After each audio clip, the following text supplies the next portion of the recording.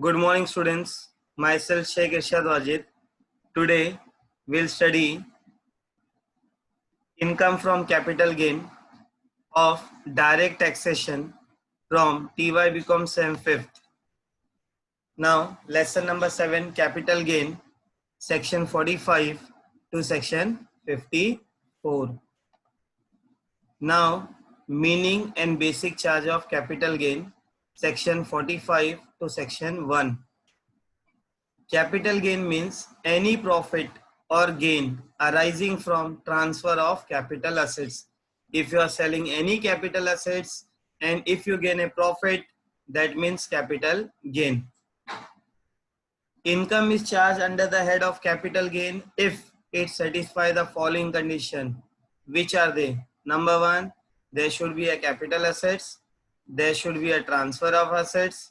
It should take place in the previous year and there should be a profit or gain. So these are the 4 basic conditions. Now what are capital assets? Gold coin for puja, house, agriculture land, goodwill of a business, vacant land, jewelry, share of AB Limited and debenture of any company. These are the example of capital assets. Notes: things of business effects, uses and immovable property. Again I repeat, these are very important. Things of business effects, uses and immovable property. They are the example of capital assets which cannot move. Okay. Example of not a capital assets which are not: refrigerator, utensil of home, personal scooter. Okay. Again we have some very important things of personal effects and uses and movable property and movable property. These are the example of not a capital assets.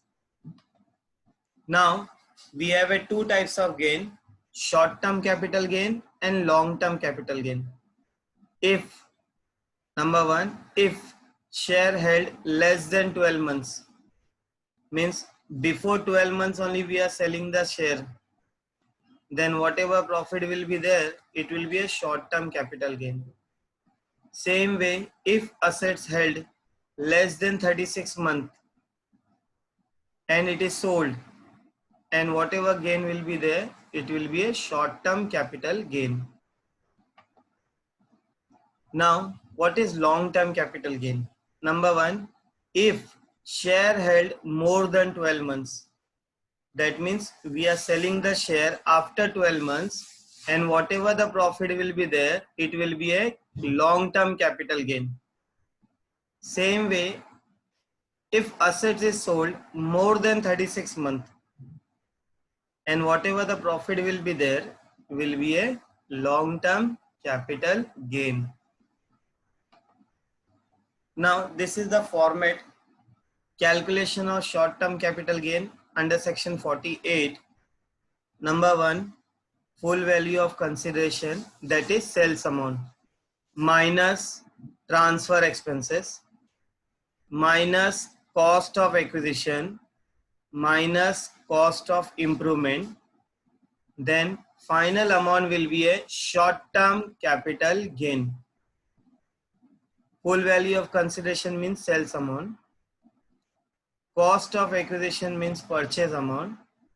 Cost of improvement means if you have made any addition to the property. That means you have made a separate house, you build up an extra room in that, is said to be a cost of improvement. So we will get short term capital gain. Calculation of long term capital gain, section 48. Number 1, full value of consideration. Number 2, less transfer expenses.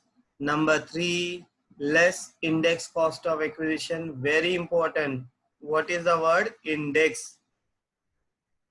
Number 4, less index cost of improvement. And finally, from sell, whatever the expenses we minus, so we'll get a long-term capital gain if answer is positive. Okay. Now let we see index cost of acquisition. Acquisition means purchase. If we purchase before 1st April 2001, that means house or any capital assets, if you have purchased before 1st April 2001, then index cost of acquisition formula will be higher of cost of acquisition or FMV. Out of this, whichever will be higher, multiply by CI for the year of transfer, divide by 100. This is the formula for index cost of acquisition. If we purchase assets before 1st April 2001. Suppose we purchase house after 1st April 2001. Then the formula will be index cost of acquisition is equals to cost of acquisition multiply by CI for the year of transfer, divide by CI for the year of acquisition. This is the formula. That means if we purchase after 1st April 2001. Next, calculation of index cost of improvement. That means in the house we made separate room, or if we constructed something else, so that is improvement. Same way, if improvement is done before 1st April 2001, so index cost of improvement will be nil. If we done improvement after 1st April 2001, then the formula will be index cost of improvement is equals to cost of improvement multiply by CI for the year of transfer, divide by CI for the year of improvement. Okay, this is the formula for index cost of improvement. Now, what is CI? Cost of inflation index. It will calculate the inflation rate during the year. It starts from 2001 and 2. Inflation index will be 100. Then 2002 and 3, 105. And finally, for the student of 2019-20 batch, the inflation index will be 280. And if student in 2020 and 21, they will have an inflation index of 289. Okay, this table will be given in a paper. You have to see the date properly, and accordingly you have to take a CI. Okay, CI means cost of inflation index. Now, there is an exemption under section 54 and under section 54 EC. If under section 54, if you have purchased the house within 1 year, that is new house, it will be fully exempt from your capital gain. Same way, if you have done an investment in NHAI or RECL under section 54 EC, you will have an exemption of maximum 50 lakh rupees. Okay.